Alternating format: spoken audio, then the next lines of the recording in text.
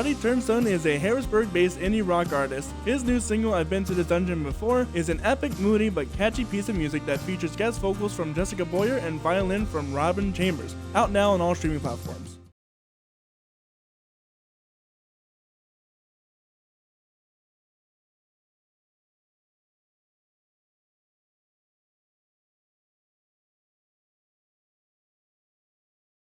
Ronnie on Saturn, a pop artist from Lancaster, Pennsylvania, just released his debut single titled Breathe In This Love. This single is available on all streaming platforms. Follow Ronnie at RONNIE on Saturn on all social media platforms. Or check out his website, www.withcog/Ronnie on Saturn. Can't deny it, this feeling I got for you, babe. Good morning, everybody. My name is, it's afternoon now.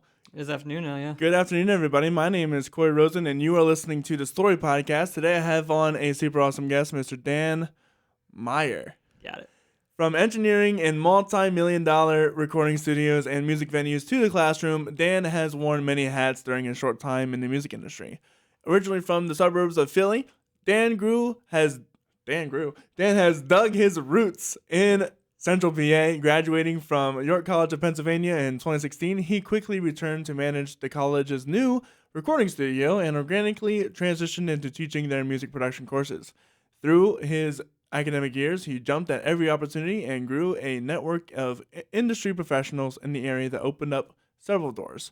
While his first love will always be mixing songs that inspire him and working with artists in the studio, he is no stranger to the live events side of music. Dan is an example of how building organic relationships can lead to a sustainable career in an otherwise competitive and arguably oversaturated industry. Dan, how you doing today? I'm doing great. How are you doing? I'm doing great. We've had a lot to talk about before we started this, so I'm really excited to dive deep into all of those topics. But first, we got to start with where you began. Where did your love of music start? I feel like that's such a low question. I go on forever. I'll try to do the concise version. So I grew up in Philly, as you already noted.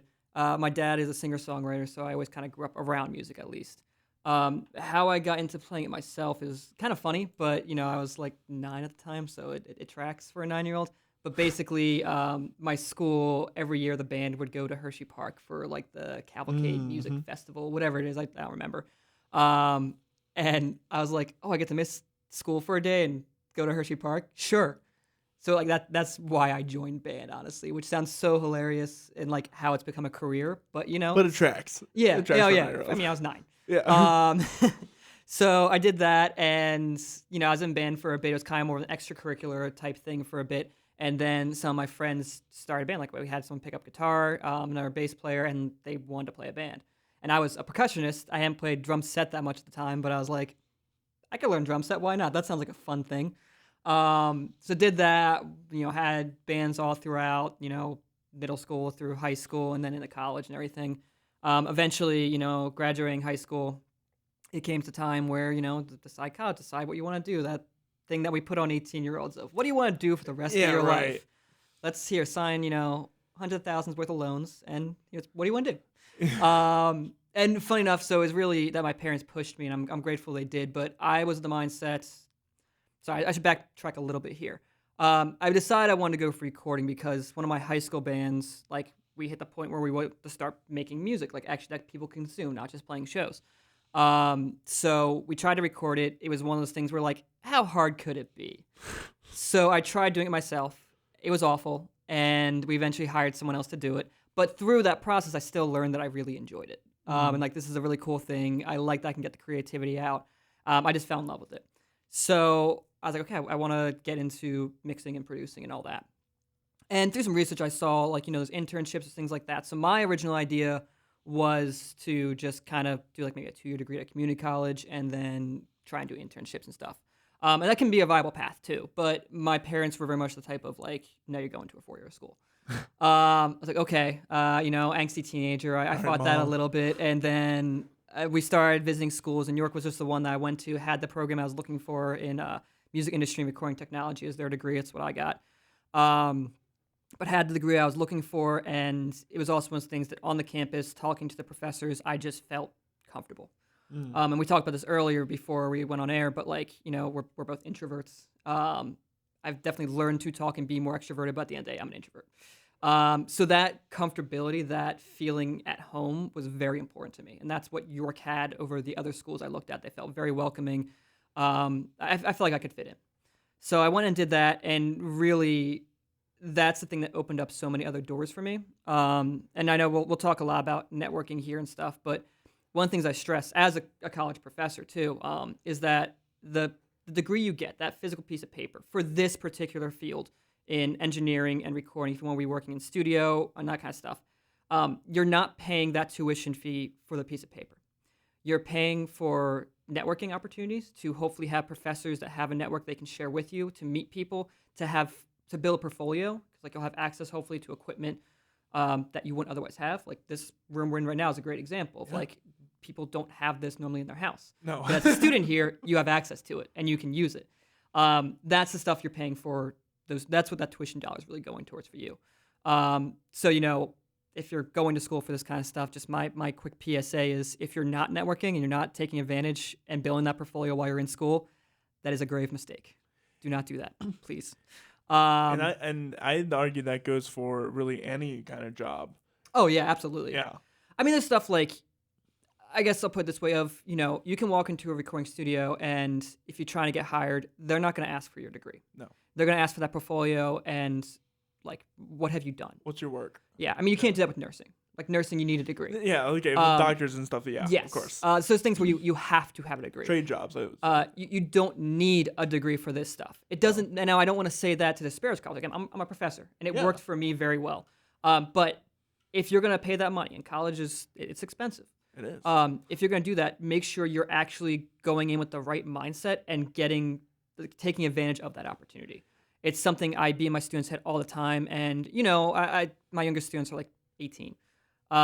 They don't always get it, and it takes a few years before it really clicks. But, just do it now, because unfortunately it is also an industry where like you have to do some free work sometimes or do stuff very cheap. Like you're not going to be making big bucks right out of the gate. So when would you rather do that? When you're in your mid-20s and you've graduated school and now you have rent to pay and, maybe you have a significant other, what have you, that you have to now like take care of, maybe support or help out, any of those things. You're going to have more responsibilities. Responsibilities only grow as you get older. I understand some young people already have a lot of responsibilities depending on their upbringing and their environment, but at the end of the day, it only becomes more as you get older. So use that time when you're in college where, before you have all those, to do that free work. Do it now, because you're probably going to have to do it at some point to build that portfolio and get those opportunities. And if you're waiting to after you graduate to do it, well, that's time lost. Not to say you can't do it.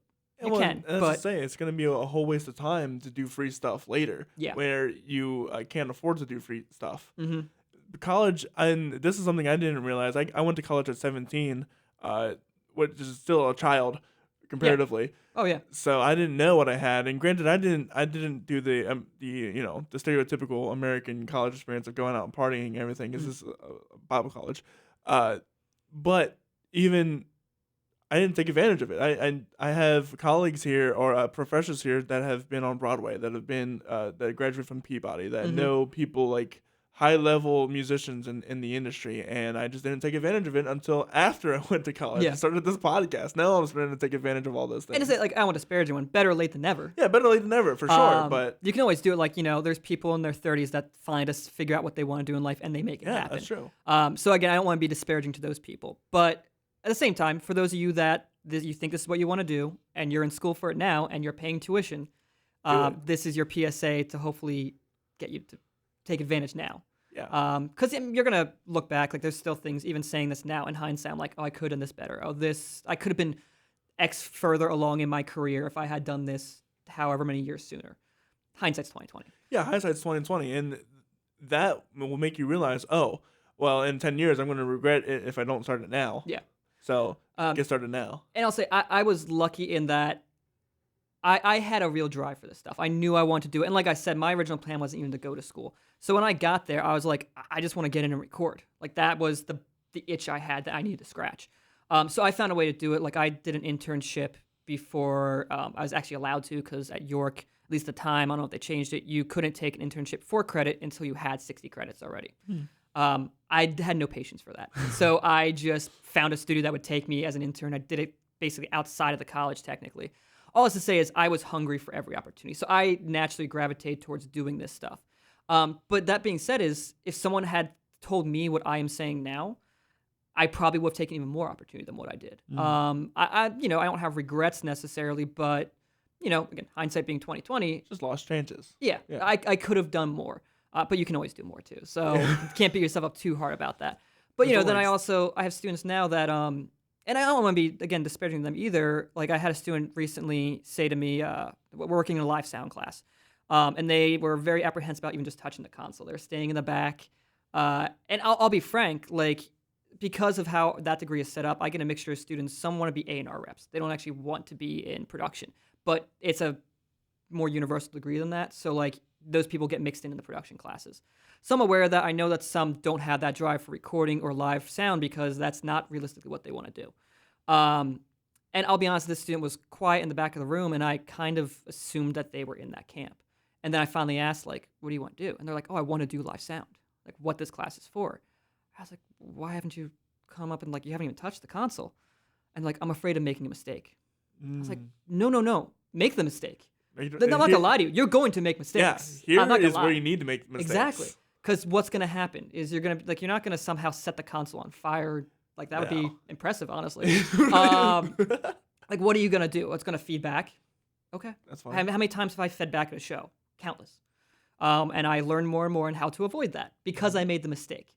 The most things I know is because I messed it up prior. That's how I learned most things I have. So I had to just tell that student of like, make the mistake because you're in a classroom right now. This is your opportunity to learn. And, there's really no downside to making a mistake now. You have a professor here who will then tell you, oh, hey, this is what you did wrong. Here's how you do it better. Whereas in the field, unfortunately, it can be a very unforgiving field, especially in live sound. Because generally, the way I put it is, you have a bunch of guys working really hard. They're trying to do 12 hours of work in 2 hours. It's go, go, go. And it's not anything to take personally. If anyone's worked in live sound, they know how it can be. People can be very terse with you. They can be very, very short. And it seems like they're being mean. Never take it personally because that's very rarely the case that they're trying to be mean. It's just, again, a lot of pressure. Work. It is work.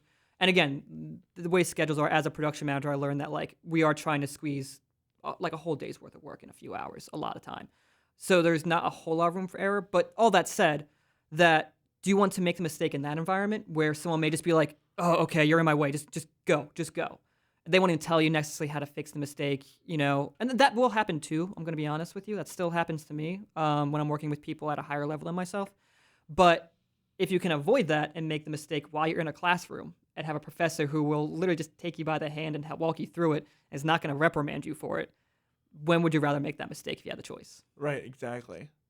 And that goes for so many college students that are so afraid to take advantage of what they have. You literally paid for that experience. You need to take advantage of it. Oh, yeah. That's what you're paying for. That's literally what you're paying for. You're not paying there just to be – it's not high school where you're forced to go. Yeah. You're literally choosing to do this. So you better take it. Doesn't always feel that way. Especially sometimes you have parents that, Right. If you have parents that – but – you're literally paying for that product. You better, I pay for my washing machine. I'm going to get as much as I can out of that washing machine as absolutely, for as long as I can, right? Yeah. And why money not? Well spent, yeah. Money well spent, yeah. Do the same with college. Make sure it's money well spent.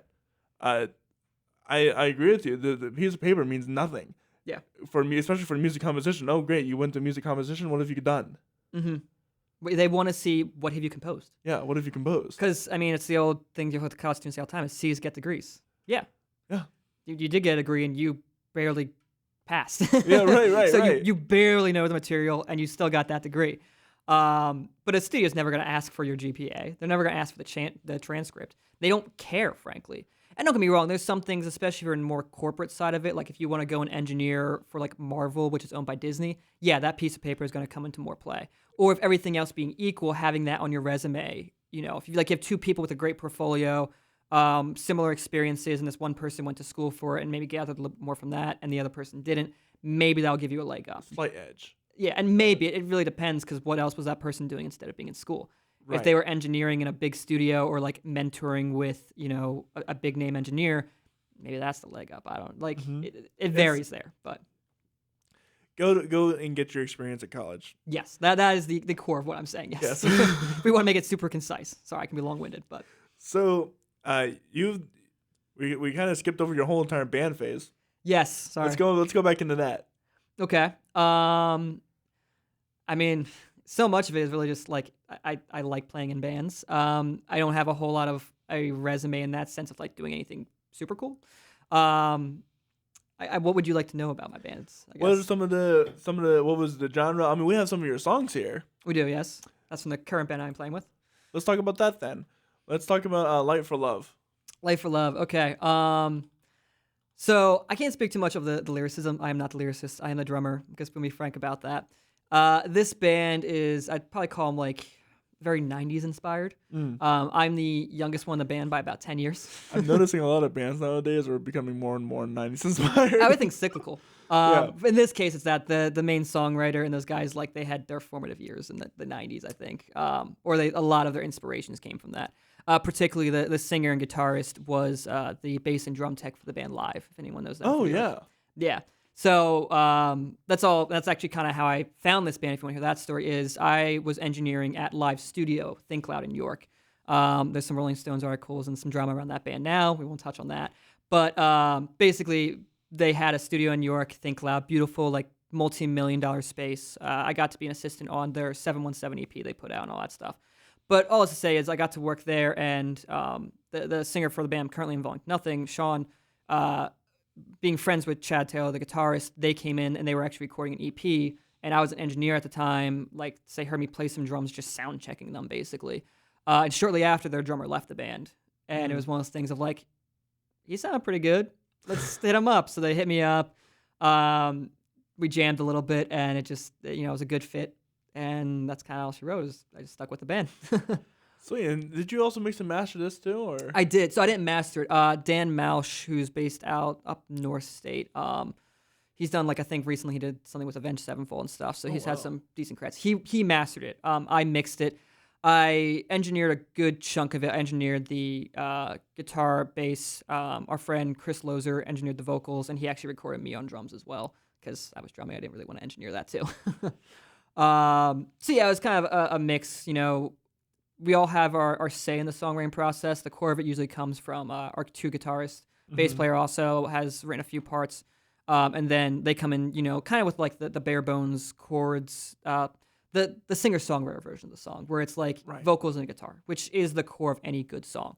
If you can't really strip your song down to that, it's don't want to make a blanket statement, so there's exceptions, but a lot of times you don't have much of a song if you can't strip it down to those basic melody and harmony, like the chords. So that's what comes to the table with us. Start playing on some electrics. Usually I write my drum parts, I hear it and I just start playing. And then we kind of let it shape and mold from there just over time. And so this is "Light for Love." What's the band's name? Volume to Nothing. Volume to Nothing.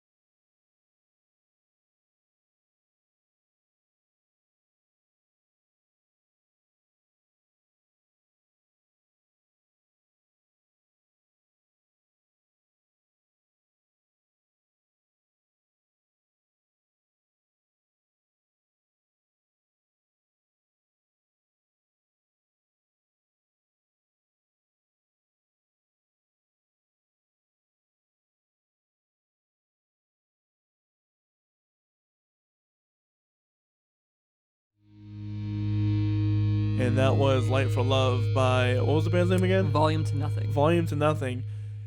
So you said you were engineering a guitar, you were engineering the vocals. What does that mean? It's a very catch-all term.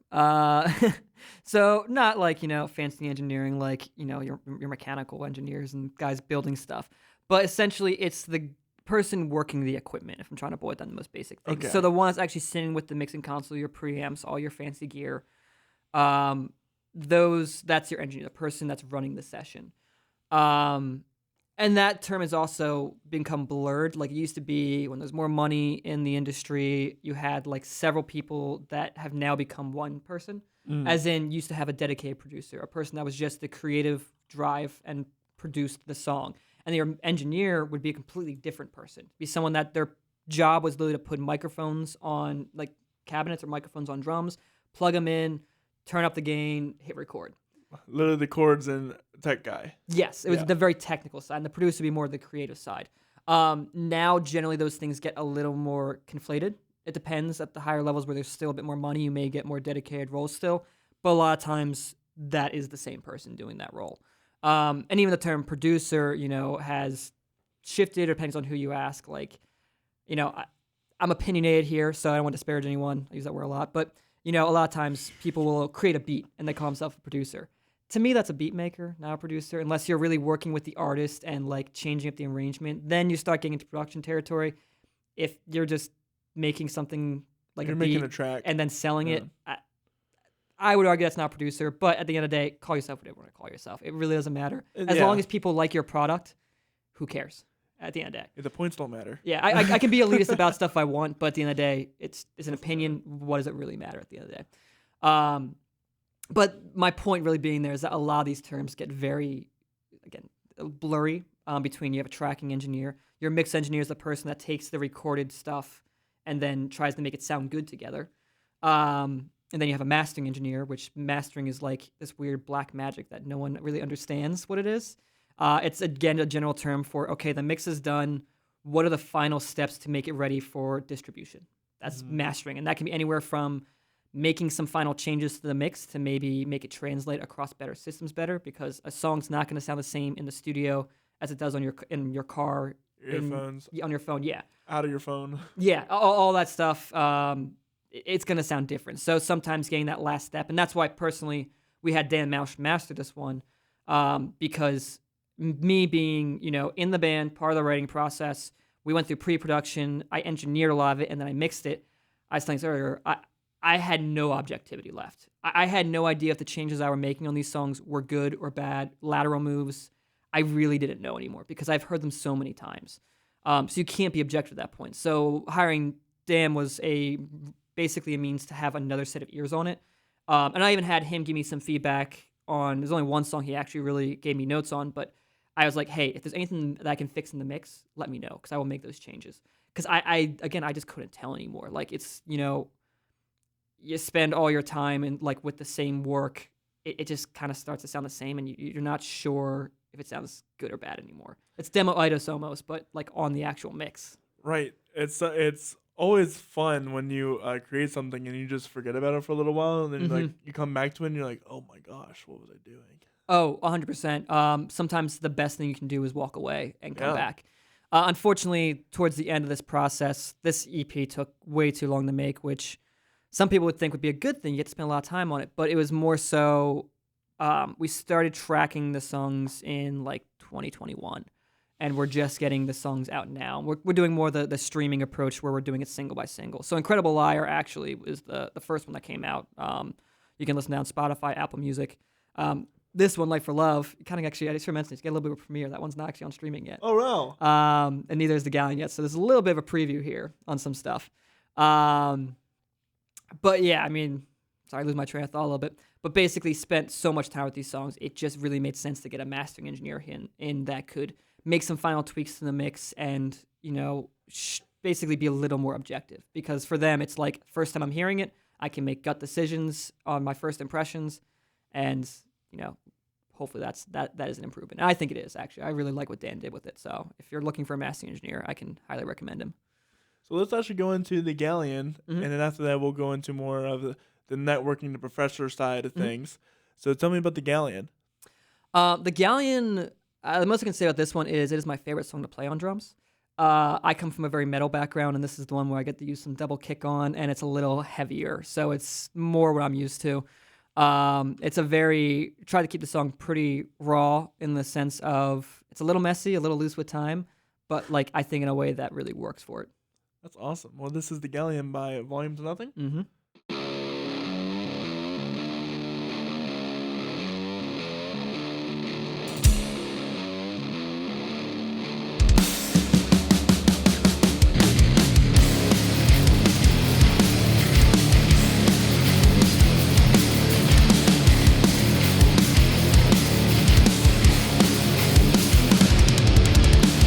I've been around the town and I can say you have lost your mind.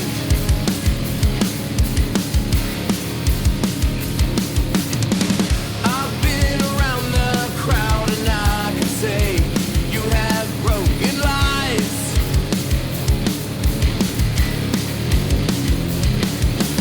She said I know, he said I don't.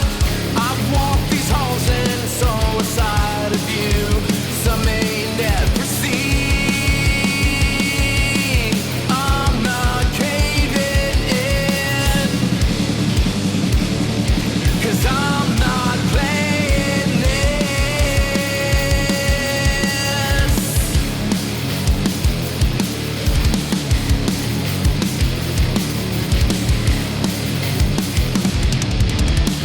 I'm asked to sing for you, but that could mean many different things.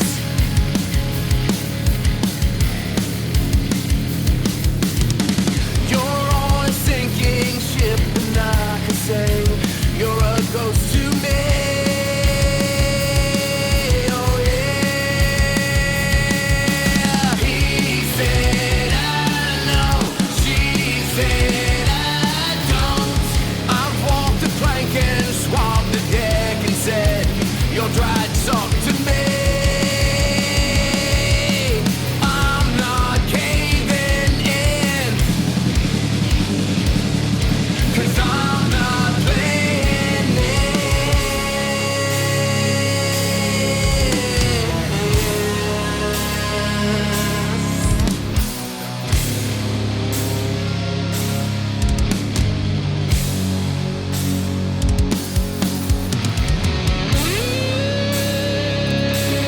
Walk down, jump down, don't drown.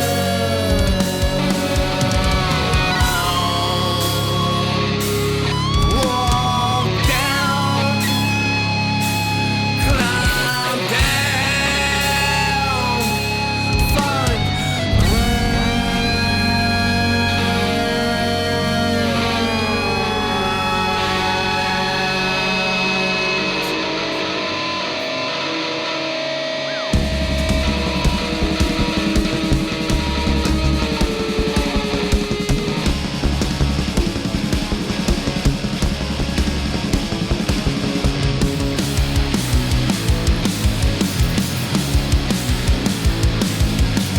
May the world have mercy on your soul when it's time to come clean about the things we do in life. Oh yeah.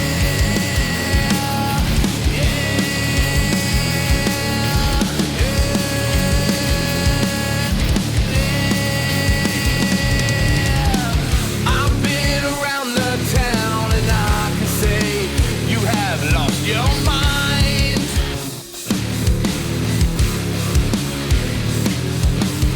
And I've been around the crowd and I can say you have broken lines.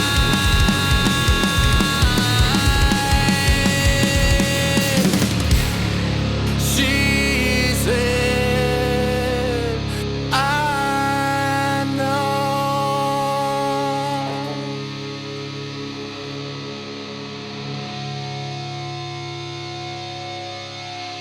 And that was the Galleon.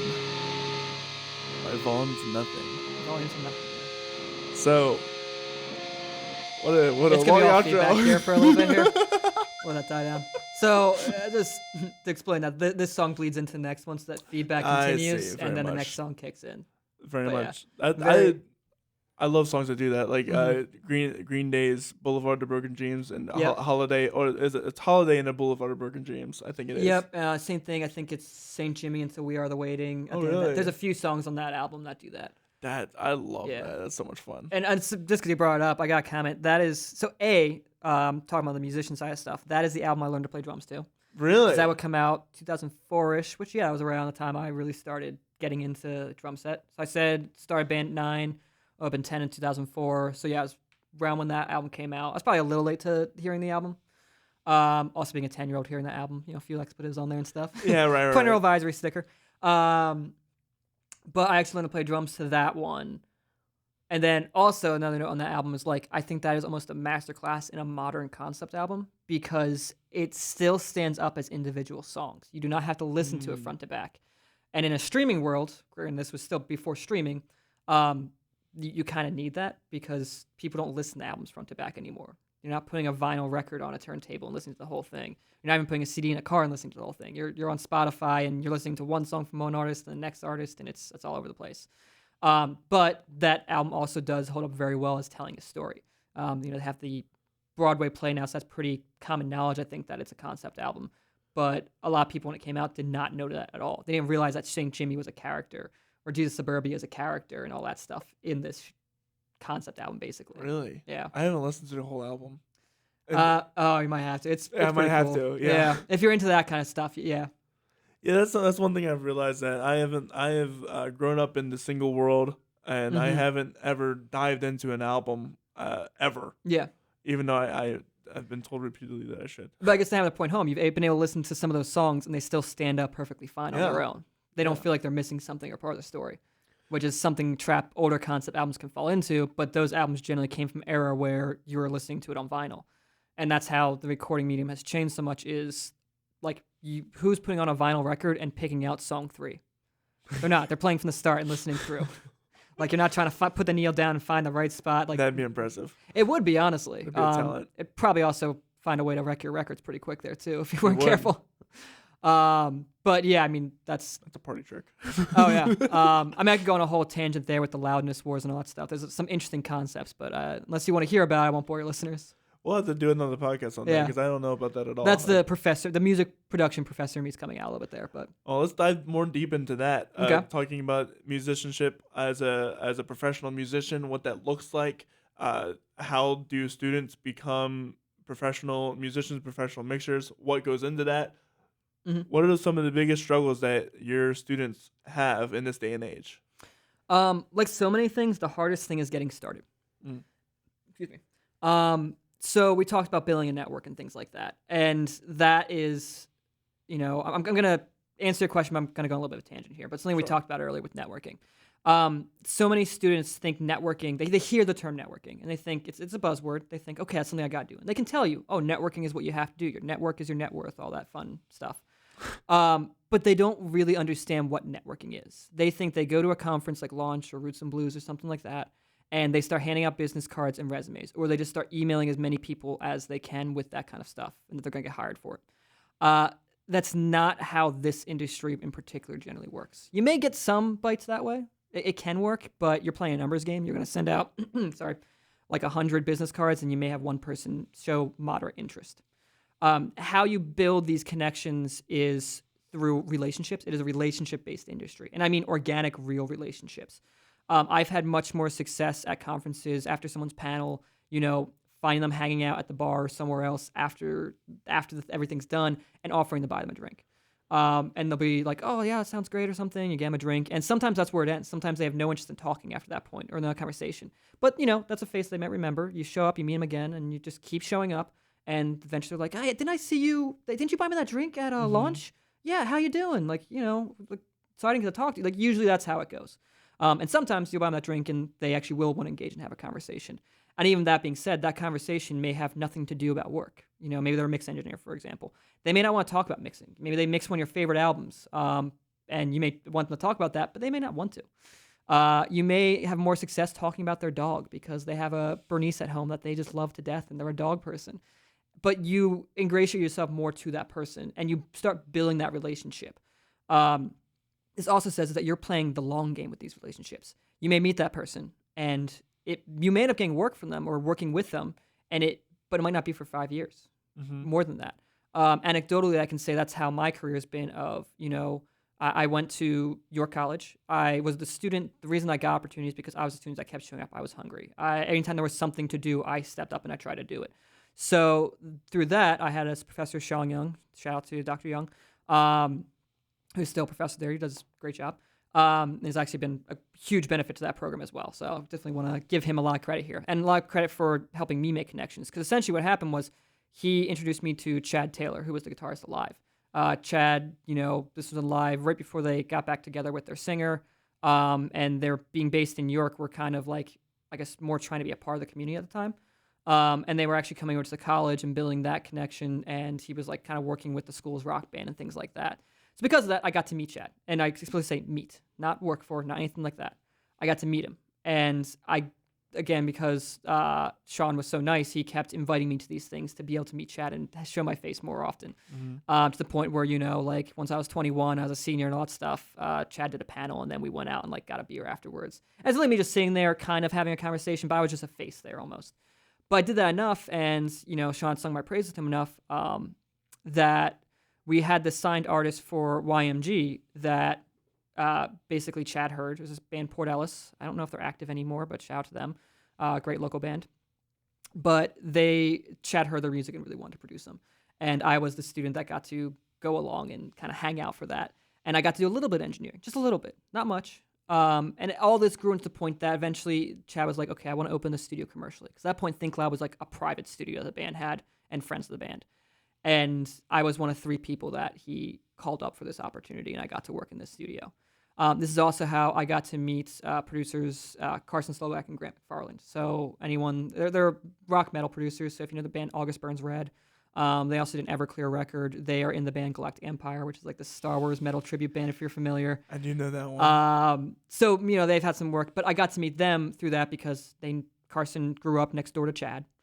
He knew him. They were looking for a new studio spot, and they came and worked out of Think Loud for a little bit. So the short way of explaining all this is all these relationships happened organically. I never sent out a resume to these people. I never sent out a business card to these people.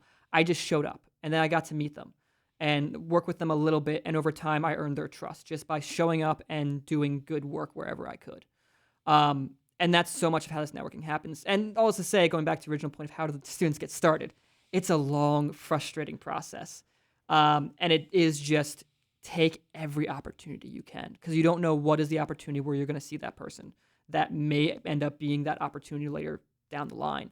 Or you may have to meet them several times. Another great example I have is Jeremy Weiss. He's another local entrepreneur, owns CI Records. He's signed bands. He's been a tour manager. He's one I got to work with through Launch. Also through the college, I got to show up. Our college sponsors a stage at Launch every single year. So I've got to go there, run sound, and I had very brief conversation. I knew Jeremy, but we didn't know each other well. Right. And then what had happened was at HMAC, a venue up in Harrisburg, Jeremy was the talent buyer. And basically their production manager was leaving. And again, actually thanks to Sean mentioned my name, and Jeremy's like, oh yeah, I know Dan. He's great. Yeah, let's see if he'll be a good fit. And then I went and I got the job basically on a interview that was almost a formality, honestly. And then I became a production manager, kind of overnight almost. Wasn't something I set out to do. It just organically kind of happened that way. I've since left that job, but I'm still in very good terms with Jeremy. We still talk fairly regularly. I just did an event for kind of Launch Productions, more of a global thing for him down in DC. I production managed Christmas Burns Red, which, got my nice little Yeti that Jeremy gifted me. Thank you, Jeremy. So I got to production manage that show with the band August Burns Red as the headliner. All these opportunities, I'm not trying to be self-aggrandizing here, but the point I'm trying to make is that it all just happened from showing up, having some drive and motivation to be in the room and want to do good work, and being consistent about it. Yeah, no, I can echo that for sure. Students don't realize the long-term game that this is. Networking isn't a short-term thing. It's a very much long-term. You'll probably show up to many places without anybody knowing you or recognizing you or whatever. Mm-hmm. And you have to go multiple times, and this is why we're talking a little bit as an introvert how this can be hard for some Oh, people it's tricky. Yeah. to push themselves out into these areas because I know I was lucky because I have a platform that's mutually beneficial to meet people with. I reach out people, hey, I run this podcast. Would you be interested in blah blah blah? If I didn't have this podcast, it would be hard pressed for me to reach out to someone to just talk to them. Yeah. So you have to go out there, find them where they are, and then just talk to them after the show, or catch them when they're out on the bar or whatever, like you said, and talk to them that way. One of the things I've been really doing well at is after I meet someone or I see someone, there's a band. Okay, there's a band that's cool. Maybe I want them to have them on my podcast. What I'll do is I'll go to one of their shows, and I'll tell them, hey, I run this podcast. I'd love to see you at your show, blah, blah, blah, blah. And then that's a precursor to them. Okay, he's going to come to our show. We actually know somewhat who he is, so we can expect that exchange afterwards, right? And then you go to the show. First off, that proves that you're making good on your word, because that's a big red flag for. Oh yeah, follow through. Always follow through. And under promise and over deliver is another good one. Absolutely. Yeah, and that's kind of what I do is I under promise and I over deliver because I know that's the kind of social engineering aspect of networking is to make sure to give yourself enough advantage to make yourself a worthy net worth, worthy network. Yes. And do it that way. I've gained a lot of my a lot of great guests through that just by simply by just reaching out as well.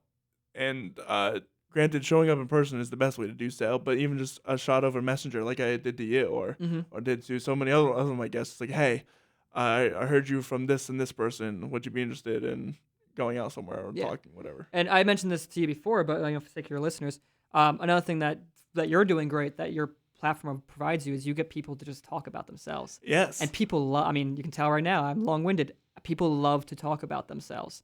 So I guess that's another point I should make too. When you're networking for these students that aren't sure how to start that, when you go and buy that beer or whatever example you want to use, don't talk their ear off. Let them talk. Be engaged. Like if you're just like, yeah, they may start to get weirded out because it feels like you're not really engaged in the conversation at all. Like, just repeat back a few things they say, maybe give a few anecdotal things yourself, but keep it to a minimum. I think you said like 80-20 before, which is a good principle. You do 20% of talking, let them do the other 80%. And this podcast for you, for example, is like the perfect medium for that, because that is the point. I get to talk about myself because this is supposed to be, my episode of your podcast, basically. So I get to be in the spotlight. I get to keep talking and, don't have to feel weird about it like I'm punishing someone. But, for outside of this kind of situation, if you're networking at a conference or something, that's how you got to do it. Just let them talk. Even if it's about their dog. Let them talk about their dog. Yeah. Let them talk about their cute kid. Who cares? Because they're gonna remember you as the guy that they talked to their dog about, and then that gives you a personal connection with, not even just like a work connection. That gives you like a personal connection. You can go back up to them and say, "Oh, how's your dog doing?" Or "Oh, how's your kid?" Or afterwards, and they'll remember. Oh yeah, that's the guy that I had the beer with at this place, and that's a great way too of like, if they tell you their dog's name or like the kid's name, next time you see him, be like, "Oh, how's Spot doing?" Like, just saying that will be like, "Oh, you actually remember my dogs? Like, that's awesome." Yeah, it's such a simple little thing, but it means so much to people. And I also want to point out here too, is I'm like mentioning these tricks. These have to be genuine as well. They do. You can't do this in a manipulating kind of way. A book that, it's kind of a classic. It's a little dated, and I hate the name of it because it sounds so manipulative. But it does have a lot of core concepts that are true. Is the old Dale Carnegie book, How to Win Friends and Influence People. If you're into self-help kind of things, people already know it. And some people will kind of cringe a little bit when they hear me talk about that, because it is one of those things that some, business bros will talk about. But the thing is, when they talk about it, they're missing the core concept that it's not about being manipulative. It's about genuine connection. And that is the point. And if you're missing that, then you're missing the point. The concept isn't just to forcefully remember everything. It's a way of life. It's a lifestyle. Yes. It should be automatic. It should be generic. It shouldn't Mm-hmm. be something you are forced to do. Granted, when I first started it, I had to write notes just to be sure that I remember. It's That's okay. You have to train that mindset. Yeah. If you're especially not used to thinking that way, but you have to be genuine about it because people can sniff out when you're not being genuine pretty quick these days. And you're not going to win any friends that way. No. So you really got to genuinely care. Like when you're asking about spot, care. Mm-hmm. And like you have to mean it. Because otherwise they'll be like, oh, that's weird. Like what kind of game are they trying to play with me? If they get the sense that you're not being sincere. Yeah, and it's as simple as like, oh, hey, how you doing? Oh, how's your spot doing? Mm-hmm. It's talking about it like that as opposed to just walking up to him, how's spot doing? Or it's like, that's a little... Yeah. A little weird. Again, you have to be in a way a people person, and you mentioned being an introvert. I too am an introvert. What that means is if you are an introvert, that doesn't mean that like you can't talk to people. You can still learn to be social. Really, just being introvert means that I don't get my energy from that. Like I'm gonna talk your ear off here. I'm gonna be social, and then I'm gonna go home and I'm gonna sit down and watch TV and like turn my phone off and not talk to anyone. And that's how I recharge. The difference is extroverted people get energy from this. Yes. That's really the only difference. So that states if you are introverted and you feel like you can't do these things because of it, I think you're selling yourself short, and you can probably learn to do this and become a little more social. So with all your teaching and everything else that you have, we kind of covered these questions already, but I was wondering, what is something that you know now that you wish you had known when you first started? It's weird because there's probably so many answers to that question, but it's like when someone asks, "What's your favorite album ever?" My brain goes blank of like, there's almost too many options. I can't pick one. Topical, because what we're just talking about is honestly that kind of networking. I wish I learned the more social aspect earlier. Because while I was the person that showed up for these opportunities, I was always very awkward and didn't know how to like have those conversations. I feel like I'm still learning that to a degree for sure, but I've gotten better at it. I wish I had pushed myself out of my comfort zone a little bit sooner on that front. So here's a question. How do you push your students out of their comfort zones? Start by showing up to the events. That is the first and foremost. The other one is you just have to practice it. There's not really the silver bullet answer where it'd be like, you do this and you'll be great at it. You just have to do it. And I know that feels like a cop-out answer, but it's the most so honest true. one I can give you. I was procrastinating on this podcast for so long until someone figuratively slapped me in the face and just said, "God, you got to do it. You can't worry. I'm such a visionary." Yeah. People who know me from just being interaction, they know I'm a visionary. They know I'm a big plan kind of guy. But you have to be able to put that plan on the paper at some point and say, okay, this is actually what we're doing, and we're going to do it. And that's scary. Mm-hmm. And sometimes you just have to do it, and you don't know what you're gonna. I didn't know what I'm doing when I started this. The first episode, I'm pretty sure the first line is like, "Are we on?" Which is kind of aptly for a musician podcast, isn't it? Check 1 2 3. Are we here? Yeah. And but the first way to get better at something is just to start doing it. Yeah. And you can work out the kinks as you go along. I didn't have a good camera. Granted, I started off really well with the studio, but you don't have to start. You can. Everyone has a phone. Everyone has a whatever. Honestly, iPhone cameras are great these days. They are really great. You can start going out, and if you want to make an impression, take a photo of the band at them on your story, and that's a great way to get into their DMs and say, "Oh, this person was there," and then you can make that connection that way. Yeah. It's super easy to make connections with bands, with artists, with sound, with venues, just by doing that. Mm-hmm. I guess the point you bring up too is that I feel like I gave this example earlier when we were just talking off the air, but people procrastinate in ways that feel productive but aren't really moving the needle. Yes. Like, again, the example I used earlier is I know people who have spent dozens of hours developing their business card and making this beautiful business card. But, like, what is that realistically doing to execute your ideas? Is that real follow-through, or is that you procrastinating going out and actually doing the thing you say you want to do because you're scared? Most of the time, that it's the latter. It's that. It's not really moving the needle in any way, and you got to be careful about that. Right. So you can overplan. Yeah, you absolutely you can. So you got to make sure that you are actually, yeah, you can spend hours developing your business card, but when are you actually going to go out there and meet people to Exactly. maybe give that business card Mm-hmm. to? Or, and we talked about this, how business cards are becoming obsolete. Yeah. Or even so, a more modern thing, but still just as true is, and I'm guilty of this, like mix engineers. If you want to have a website that clients can go to show your portfolio, that's great, and you should have one. But I know people, and again, I've done this myself. I probably still do this some days, where I'll go and I'll spend hours changing up things in my website or like messing with a font on my It headline. don't matter. It doesn't matter at the end of the day. People don't care. That's not realistically gonna get me more work. My website for mixing is just to get people to hear work, to see maybe if they're interested in working with me and hearing my portfolio. Now, I'll say personally, if anyone does go check my website, my mixes are out of date. I need to update them. So maybe I do need to go back to that website briefly, but that's like I should go set 2 hours aside and update that. That's not I'm going to go spend a whole day working on that. Yeah, and especially websites for like bands or whatever, make sure your website looks like it's readable. Yes. Yeah, make sure it's decent. It looks like it's modern, not like it was made on like Windows 95 or something. Right. Yeah, and there's great free programs like not free, but Wix or like Squarespace. Wix is great. Yeah, Squarespace, a little more price than Wix, but still, I mean, it's a lot cheaper than hiring a website designer, and you can still get a pretty solid product, at least for this kind of stuff. Yeah, I was gonna say, this is a plug for my website. If you check out QuarryRosenProductions.com, you can see the website. I have it up here. It's nice. It's readable. It's very navigable.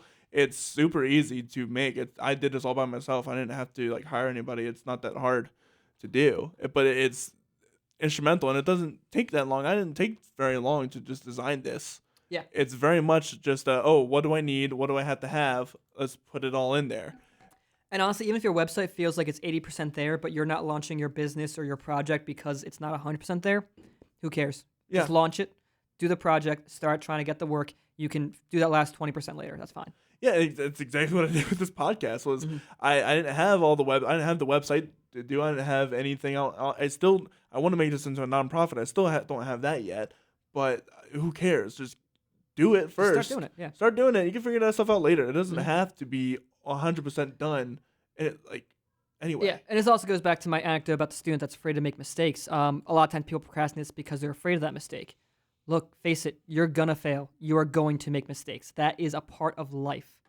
Do it, make the mistake now instead of making it later. Just because you'll learn from it. Everything I know is because I messed it up at some point. Yeah, and especially if you're young, I've gotten so many breaks because I'm young. And I don't know, this is my first time doing a movie, or this is my first time doing a mobile set. Great example, I went to Daryl Davis. I don't know if you've ever heard of Daryl Davis, but Sounds vaguely familiar. he was a piano player for Chuck Berry. He's known around for playing with Bruce Springsteen. He's also got a ludicrous side career of converting KKK members into normal people. So just a side career as a black person, by the way, too. Okay. So incredible human being. But I went down to he invited me to his house to record an episode with him. And guess what I forget? I forget the power cord to my Mac. Such a simple thing, but Such yeah. a simple thing. But it's enough that it can put you down in water for a second. yeah, it can put you down in the water, but it's a mistake that I made. And granted, he had his own Mac that he let me use, so we can still do it. But it's stuff like that, like you're gonna make those mistakes, and once you make those mistakes, you can count on yourself to never make those again. Oh yeah, I mean, embarrassment sucks, failing sucks, but like, What a motivation! oh yeah, it motivates you, and it'll be a sticking point. Like, there's a reason why, maybe it's just me. I feel like people can relate to this now, but I'll be sitting in bed at night and I'll just remember that random embarrassing thing from 10 years ago, that no one else and I remembers cringe. of? Oh, and yeah, no one else is gonna think about that. No one else cares. I sit there like 10 years ago, like, oh my God, this person doesn't like me because this happened 10 years ago. Person I haven't spoken to in 10 years. Like, it really matters to begin with. And the truth is, they don't remember. Like, I just, if you're ever feeling that way, it's so simple, but just think, how many embarrassing situations do you remember other people being in that you were witness to? Probably very little, honestly. So when you're thinking about those embarrassing situations for you, that's probably how other people, I don't even say because they don't remember it. That's what it is to them, is just, maybe someone brought it up, they'd be like, oh yeah, I remember that time that Johnny, slipped and fell, and I don't know. I'm trying to think of right. Well, yeah. Good embarrassing situation, but like, the odds are they don't remember it, especially if it wasn't a particularly memorable moment for them either. So yeah, well, I mean, there's a reason our brains react to embarrassment. It's memorable for us, not for the people. Exactly. That's exactly right. Yeah. So Speaking of embarrassing times, what is one of the most funny or worst things that ever happened to you as a production manager or a musician Um, or sound engineer? Here's a good go-to I've used. It's a while ago, but it's still one that haunts my dreams. I have cold sweats in the middle of the night.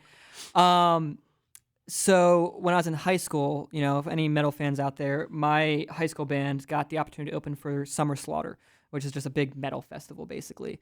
Contortionist, Periphery, Veil Meyer, there's a few bands that at the time they weren't huge, but they, again, if you're in the metal, you probably know those names. So we got to open for that. Great show. It was at the Trocadero in Philly, which I think is actually maybe reopening. It was a great spot that closed a few years back. But tiny stage. It's not a huge club. I'll guess from 10 years ago, memory, maybe at like a 500 cap, 500 people that could fit in there with like the balcony area. So tinier stage, and it's a festival style thing. So it's probably 8 or 9 bands. And how festivals run is you have cabinets, basically. You backline every band. So the headliner's gear's in the back, and you just put everything in front of that for each band as they go forward. So as the opener, we literally had maybe 5 feet of space to work, and I was at my drum kit between 2 full stack amps, which are pretty tall. Where this comes to the story is the fact that because we were a local band, we hadn't played any really big shows at that point. We're also in high school. We tried to get all our friends out too. All the people wanted to come see us, but high school kids, most of them couldn't drive. So like my bandmates had to go out and pick people up. All this to say is we got to the point where we were supposed to sound check, and it was only me and my bass player there. There was no one else there. And we set it up. We made it work, but we didn't get a real full sound check.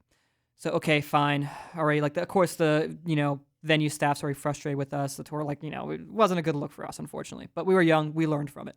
But the most embarrassing part of it was that, aside from just not being most professional we could have been for a pretty big opportunity at the time for us, because we didn't get that sound check, I never got really to dial in a monitor mix. So what I need to hear, for those of you who don't know, monitors are the speakers on stage that point at the performers so that they can hear what they need to hear from their bandmates to be able to play. And also because we're so backlined with all the other gear, the guitar amps are well in front of me. So I don't even have the actual amps next to me. Basically, what happened is there was nothing in my monitors at the end of the day. And the monitor engineer typically sits side stage, so they'll be off stage to the side, and I'm between 2 half stacks, so I have no line of sight to this guy, so I can't even wave at him and be like, turn this up. And the first song we play starts with just guitar. At this point, again, we only played small little clubs at this point where I didn't really ever need monitors because it was that tiny of a stage, and I was right next to the guitar amps anyway. So I didn't really even think about it until my guitarist starts playing, and I can't hear him play. I'm like, are we starting yet? I look over, and his hands are moving. I'm like, oh, that ain't good. I had no idea where he was, and I had to come in at a certain point. I was kind of able, just because of how his hand was moving, I could see on the back of the neck of I'm going to take a guess here based on where he's at. I'm like, okay, I come in on the lower chord, so when he goes down, okay. And I came in, and I was not on time, but my bandmates kind of adjusted, and then it became a show where I just had to play. I just played, basically, and I was like, you guys have to follow me. There's no other option here, because you can hear me at least. So that was just a day that should have been so cool and so fun. At the end of it, we were all just heads down and ashamed because we did not handle the situation as professionals. And again, we were high school kids. We were not professionals at the end of the day. We learned from it. But at the same time, we were high school kids with an ego that were inviting all our friends and everyone, we're playing Summer Slaughter, we're hot shots. And, we kind of looked like, fools at the end of the day there a little bit. And it's just one of those things. I still have weird nightmares that I'm playing a show and that kind of stuff happens. Even though now I use in-ear monitors, which if you're a drummer, especially if you want to save your ears, please use in-ears. Yeah, shows are too loud. As a production manager, shows are too loud. I'll be upfront about it. And you know why they're too loud? Is because nobody uses ear protection when they're... There's that. Oh, the worst thing is when I was working at HMAC, we'd get some of the older bands in, the more legacy acts that have their front of house engineers that have been touring since the 70s. Every single one of them, because what goes first is the high end. It's the higher frequencies that you hear is what generally you lose first. Every single one of those bands had the brightest, most ear-piercingly bright sounding mixes, because all those guys they couldn't hear any high frequencies. So they just cranked it on the board so they could hear it, which meant for anyone that had closer to normal hearing, it was just painful. But that was seeing that in person was a very cautionary tale of I gotta protect my hearing. I don't want to be that. No, I don't want to be that when you grow older. Well, hey, where can people find you at? So I mean, as far as websites, my Instagram handle is just willdrumforcash9. Yeah, it's an old one I've had forever. I should probably change it, but that's my Instagram handle right now. My website is danmeyerproductions.com. I do need to update portfolio. Besides that, I mean, I work out of several studios. York College, I have clients in there. I work out of Atrium Audio a little bit over in Lidditz. So my hands on a lot of stuff. I mean, really think I want to drive home. My plug here is I want to work with your band. I want to do more mixing projects. I've done a lot of production managing and other things and worn a lot of hats, and I'm kind of at the point where I want to steer more into that. So if you like what I have to say and think we could hang out and have fun in a recording session or something, hit me up. I definitely think we're going to have fun with recording sessions as we start off this collaborative songwriting thing I want to do, because this studio is only good for workshopping. We need places to record. So we will definitely be looking to reach out to you. And if you guys out there have any recording studios, because the whole idea of this new project that we're starting is collaborative songwriting. And by the end of this year, I want to be able to have like an EP or an album to share with everybody, because I think that'd be really cool of having an album full of all local artists. And it'd be really cool if they were produced or mixed in different studios too, because everyone has their little input to put on the mix or whatever. Oh yeah. So I'll plug York College has a studio that's open to the public. Triforce Pro Audio out in Lancaster, Atrium Audio. So many great studios in the area, honestly. Yeah. And we're gonna take advantage of them all. Yes. So I work at several of them, so please do. Yeah.